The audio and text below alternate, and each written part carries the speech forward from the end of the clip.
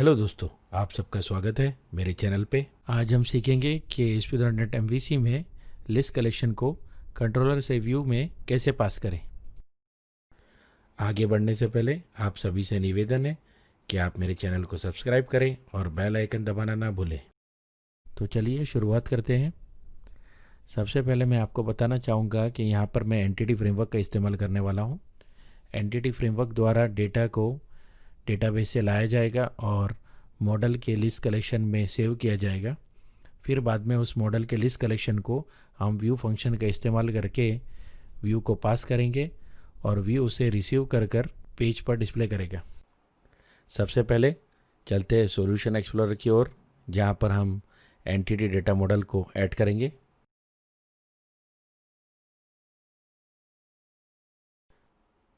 अब यहाँ पर मैं AD.NET एंटिटी डेटा मॉडल को सिलेक्ट करूँगा और उसे नाम दूंगा। क्योंकि मैं नॉर्थविंड डेटाबेस का इस्तेमाल करने वाला हूँ, इसलिए मैं इसे नॉर्थविंड मॉडल नाम दे रहा हूँ। अब आगे बढ़ने पर विज़ार्ड शुरू हो जाएगा। यहाँ पर हमें पहला ऑप्शन यानी EF डिज़ाइनर सिलेक्ट करना है। इसके बाद हमें न्यू कनेक्शन बटन पर क्लिक करना है, जहाँ पर हम सर्वर का नाम स्पेसिफाई करेंगे, जो कि हमारे SQL सर्वर का सर्वर नेम होगा। मेरे मशीन पे SQL 2014 इंस्टॉल्ड है, तो मैं उसे सिलेक्ट कर रहा हूँ और ऑथेंटिकेशन में SQL सर्वर का यूज़र नेम और पासवर्ड में डालूँगा।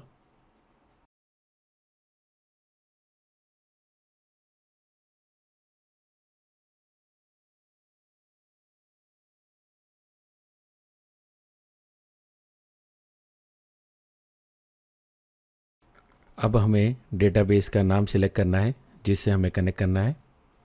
मैं यहाँ पर नॉर्थविंड डेटाबेस से कनेक्ट करूँगा। यहाँ पर मैं आपको बताना चाहूँगा कि नॉर्थविंड डेटाबेस के इंस्टॉलेशन और डाउनलोड डिटेल्स के लिए आप मेरे वीडियो पर जा सकते हैं। वीडियो की लिंक आपको राइट हैंड साइड में मिल जाएगी। तो चलिए अब हम टेस्ट कनेक्शन बटन पर क्लिक करते हैं और आप देख सकते हैं कनेक्शन सक्सेसफुल है। अब मैं ओके कर इस विंडो को क्लोज कर दूंगा। अब यहाँ पर आपको दो ऑप्शन मिलते हैं, येस या नो, यानी कि आपको यूज़र नेम और पासवर्ड को web.config में सेव करना है या नहीं।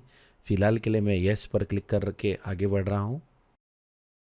यहाँ पर मैं एंटिटी फ्रेमवर्क 5 का इस्तेमाल कर रहा हूँ, आप चाहे तो 6 भी कर सकते हैं। इस विंडो में आपको जो भी टेबल, व्यू या स्टोर प्रोसीजर जिसे आप यूज़ करना चाहते हैं एंटिटी फ्रेमवर्क का इस्तेमाल करके, उसे आप सिलेक्ट कर सकते हैं। यहाँ पर मैं कस्टमर्स टेबल का इस्तेमाल कर रहा हूँ और मैं फिनिश बटन दबा दूंगा।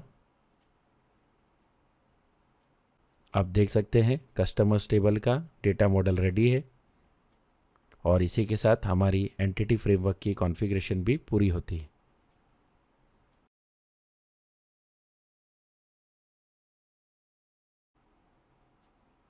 तो अब चलते हैं सॉल्यूशन एक्सप्लोरर में, जहाँ पर मैं एक नया कंट्रोलर ऐड करूँगा। मैं एक एम्प्टी कंट्रोलर ऐड कर रहा हूँ और उसे नाम मैं होम दूंगा। अब यहाँ पर मैं इंडेक्स एक्शन मेथड में डेटाबेस से डेटा फेच करूँगा एंटिटी फ्रेमवर्क का इस्तेमाल करके। तो चलिए शुरुआत करते हैं। यहाँ पर मैं नॉर्थविंड एंटिटीज़ क्लास का इस्तेमाल करके उसका एक ऑब्जेक्ट बना रहा हूँ। ये क्लास ऑटो जनरेटेड है और एंटिटी फ्रेमवर्क द्वारा बनाई गई है। जब हम कॉन्फ़िगरेशन करते हैं तब मैंने ये नाम दिया था।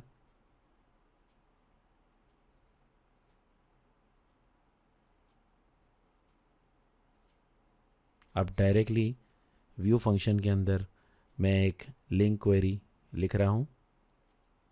यहाँ पर मैं कस्टमर्स को सिलेक्ट करूँगा एंटिटी फ्रेमवर्क के कस्टमर्स कलेक्शन से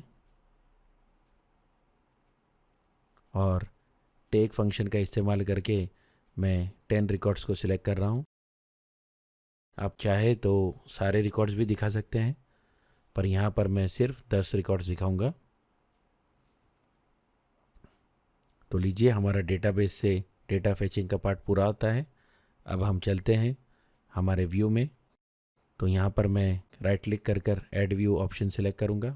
यहाँ पर मैं एम्प्टी व्यू ऐड कर रहा हूँ और मॉडल क्लास में मैं एंटिटी डेटा मॉडल का कस्टमर क्लास सेलेक्ट कर रहा हूँ। तो लीजिए हमारा व्यू तैयार है और आप देख सकते हैं मॉडल में एंटिटी डेटा मॉडल का कस्टमर ऑब्जेक्ट सिलेक्टेड है। अब क्योंकि हमें यहाँ पर मल्टीपल डेटा दिखाना है इसलिए मैं उसे एक आई एन्यूमरेबल कनेक्शन में कन्वर्ट कर रहा हूँ। इस तरह हम व्यू को इन्फॉर्म कर रहे हैं कि यहाँ पर मॉडल एक सिंगल ऑब्जेक्ट की बजाय एक कलेक्शन होगा।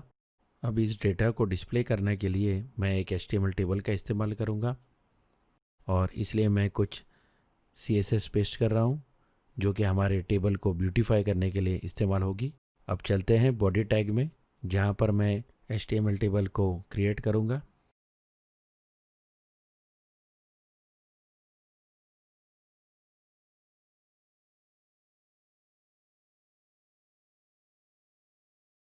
सबसे पहले मैं एक HTML टेबल बना रहा हूँ।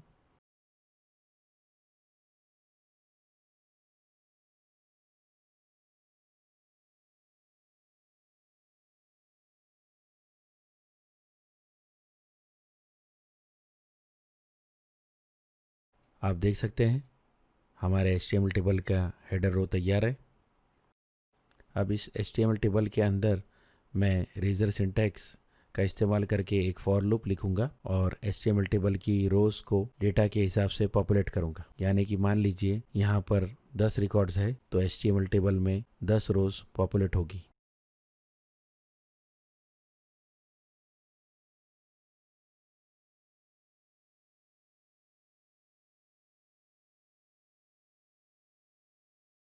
आप देख सकते हैं यहाँ पर मैं मॉडल कलेक्शन के ऊपर एक लूप चला रहा हूँ।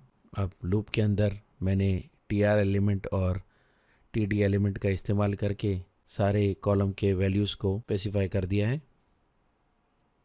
आप देख सकते हैं बराबर कस्टमर आईडी हेडिंग के अंदर कस्टमर आईडी का डेटा डिस्प्ले होगा, उसी तरह कॉन्टैक्ट नेम, सिटी और कंट्री। तो लीजिए हमारा फॉर ईच लूप भी कंप्लीट हो चुका है। अब हम कोड को रन कर चेक कर सकते हैं। तो आप देख सकते हैं HTML टेबल में डेटा डिस्प्ले हो रहा है। इसी के साथ हम वीडियो के अंत में आते हैं। आज हमने सीखा कि किस तरह एंटिटी फ्रेमवर्क को कॉन्फ़िगर किया जाता है, किस तरह उसे डेटाबेस से कनेक्ट किया जाता है और साथ ही साथ उसको MVC में किस तरह यूज़ कर सकते हैं।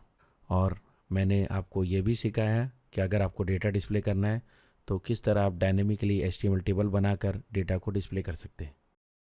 सोर्स कोड की लिंक मैंने डिस्क्रिप्शन में डाल दी। आपका बहुत बहुत शुक्रिया वीडियो देखने के लिए। जल्द ही मिलते हैं अगले वीडियो में।